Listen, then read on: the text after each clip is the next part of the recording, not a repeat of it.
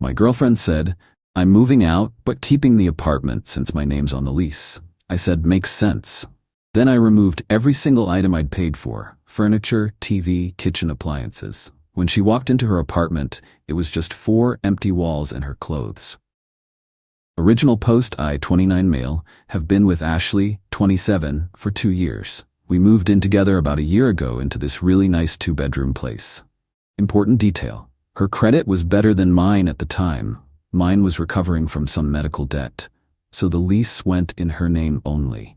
But I paid the security deposit, first month's rent, and furnished the entire place since she was between jobs when we moved in.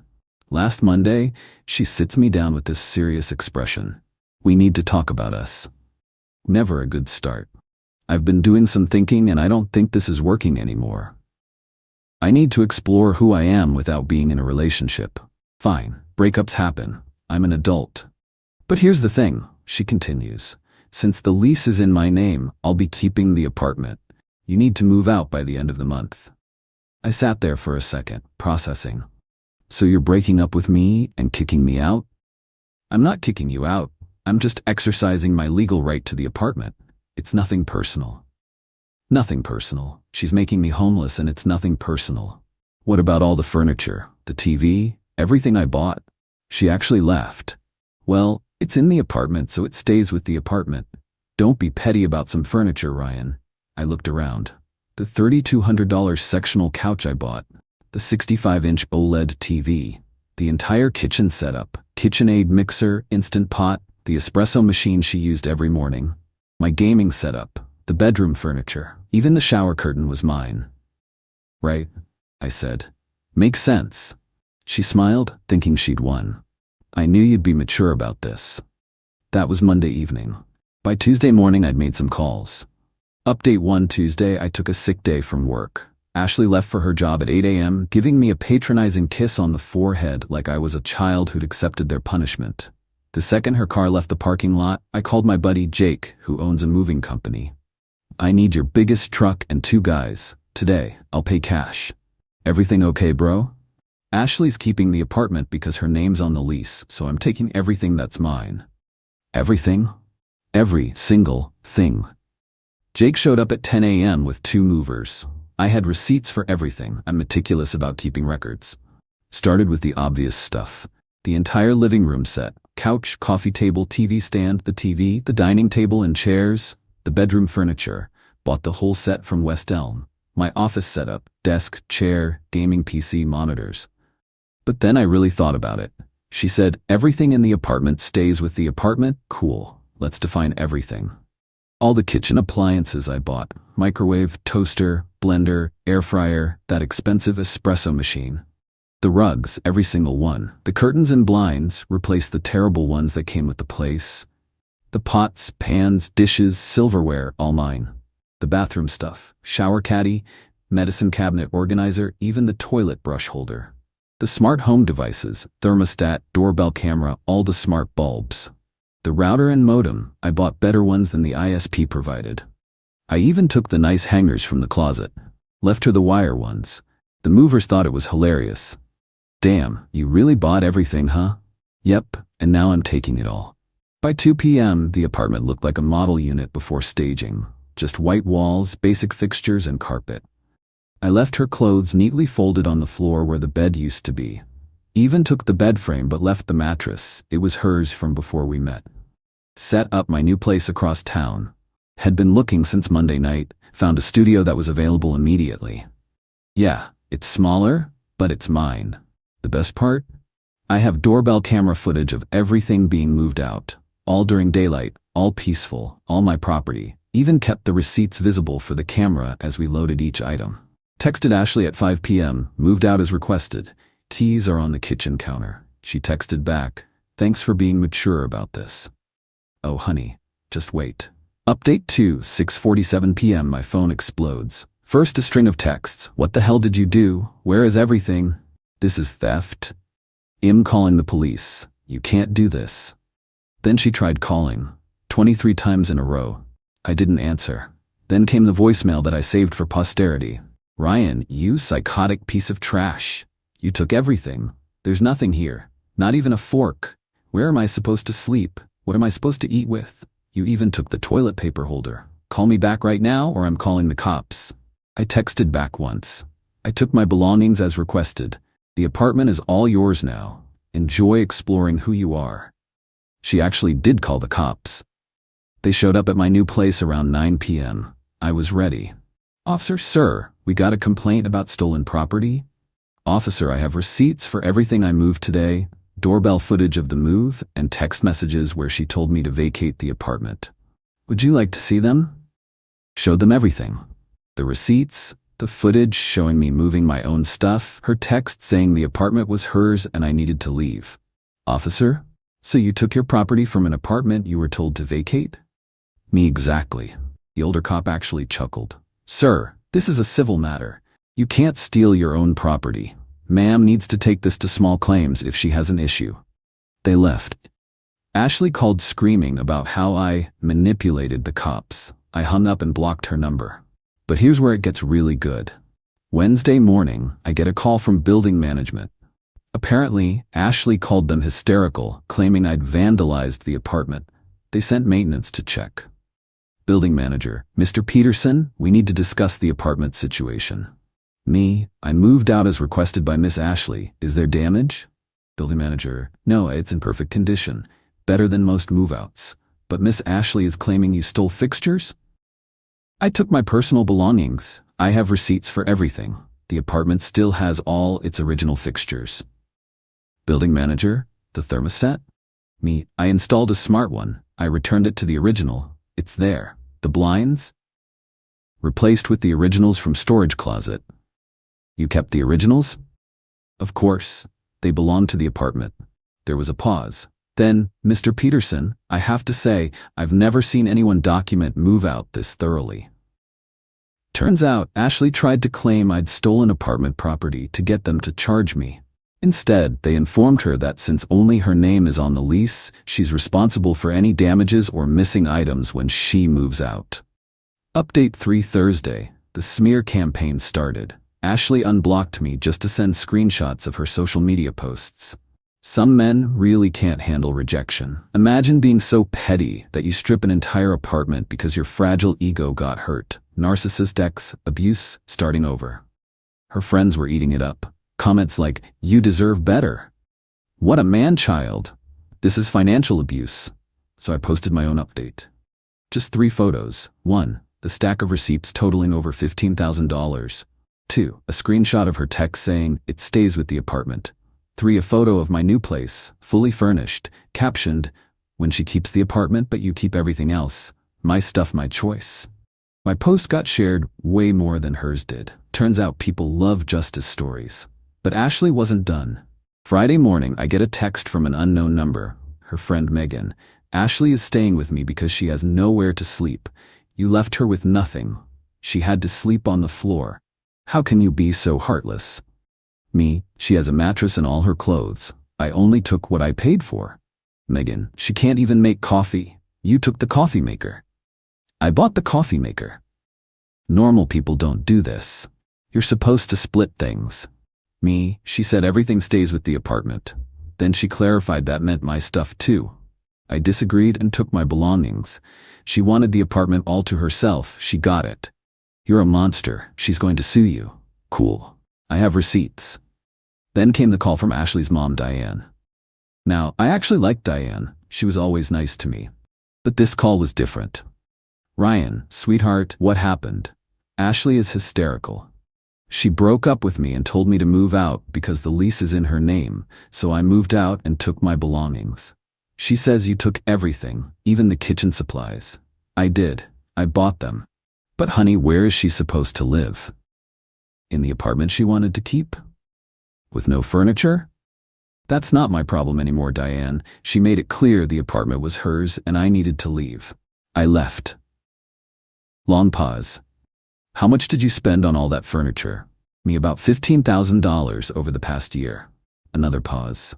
And she expected you to just leave it? Yes. I see. Well, that was short-sighted of her. The call ended with Diane saying she'd talked to Ashley about having realistic expectations. Update 4, Saturday morning, 7 a.m. There's pounding on my door. Not knocking. Pounding. I checked the doorbell camera. Yeah, I took that too and installed it at my new place. It's Ashley with two large men I don't recognize. I call through the door. Can I help you? Open this door right now. We're getting my stuff. Your stuff isn't here. The furniture is mine. We live together. It's communal property. We weren't married. I have receipts. Please leave. One of the men, just open the door, man. Let's sort this out. Sir, I don't know you. I'm calling the police if you don't leave. Go ahead. Call them. I'll tell them you stole from me. So I did. Told dispatch there were 3 people trying to force entry to my apartment. Cops arrived in 10 minutes. I showed them the footage of the pounding, the threats to get stuff, the 2 unknown men. The cop asked Ashley, "Ma'am, do you have proof this property is yours?" "We live together. It's common law." Cop, "This state doesn't recognize common law marriage. Do you have receipts?" Ashley, "He has the receipts, but it was for us." Cop, "Ma'am, without proof of ownership, you need to leave. This is harassment." The 2 men, turns out they were her cousins, apologized to me directly. One of them said, "She told us you robbed her." I showed them the receipts on my phone. They looked disgusted and left without her. Ashley had to get an Uber home. But the best part happened Monday. I get a call from her friend Brittany, who was supposed to be Ashley's roommate in a few months. They had plans for me to move out and Brittany to move in. Brittany, "Hey Ryan, weird question. Did Ashley have a furnished apartment when you met her?"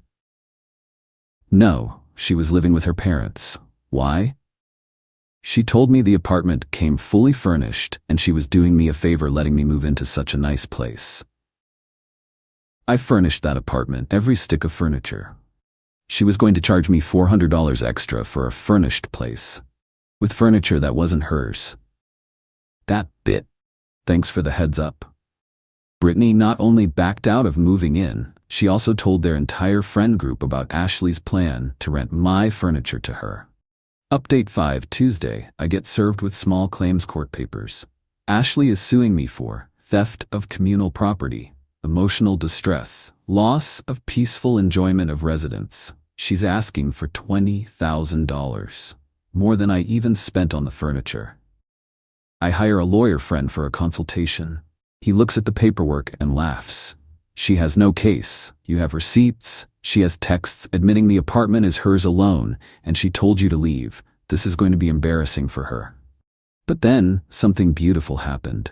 The apartment complex called me. "Remember that nice building manager, Mr. Peterson? I'm not supposed to do this, but I thought you should know. Miss Ashley hasn't paid November rent. She's claiming she can't afford it because you stole her money by taking the furniture. But rent was due before I moved out." Exactly.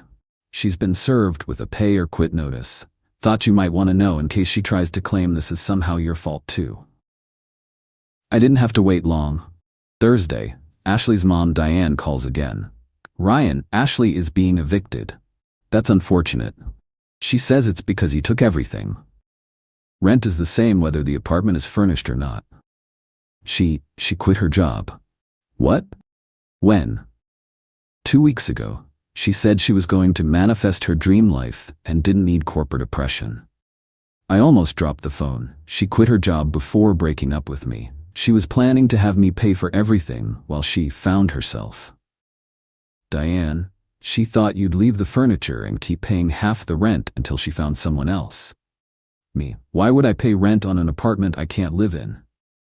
That's what I asked her. She said it was your responsibility as a man to make sure she was comfortable.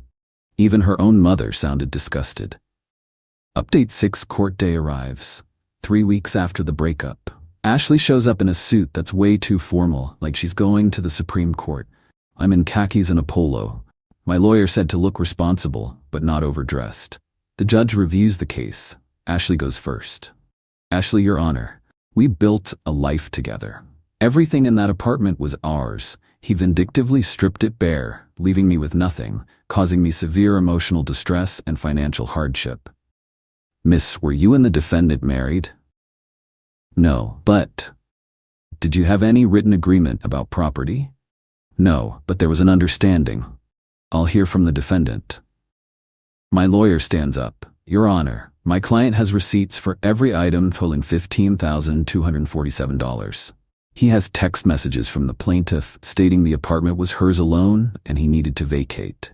He has doorbell footage of him peacefully removing his belongings during daytime hours. The plaintiff called the police, who determined no crime was committed. Judge reviews the evidence. Miss Ashley, did you send this text saying the apartment is mine, you need to move out? Yes, but did you tell him, and I quote, everything in the apartment stays with the apartment I meant? Did you or did you not say that? Yes. Case dismissed. The defendant removed his personal property from a residence he was told to vacate. Plaintiff owes court costs. Ashley starts crying. This isn't fair. He left me with nothing. Judge, you left yourself with nothing when you assumed someone else's property was yours. Next case. Outside the courthouse, Ashley's mom is waiting.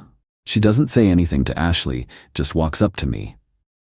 I'm sorry about all this, Ryan. You're a good man. She needs to grow up. Mom, whose side are you on? The side that didn't quit their job to manifest nonsense while expecting someone else to pay their bills. They left arguing. Update 7. It's been 2 months now.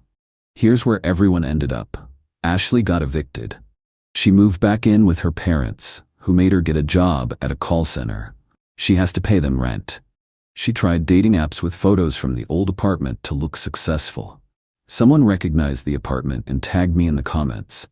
Isn't this the place you had to strip empty because she tried to steal your stuff? Her profile got roasted so hard she deleted it. Brittany, the friend who was going to move in, spread the word about Ashley's scam. Ashley lost most of her friend group. Megan still defends her, but even she wouldn't let Ashley move in with her. The apartment? The complex rented it out immediately. The new tenants actually messaged me on Facebook because they found my name on some old mail.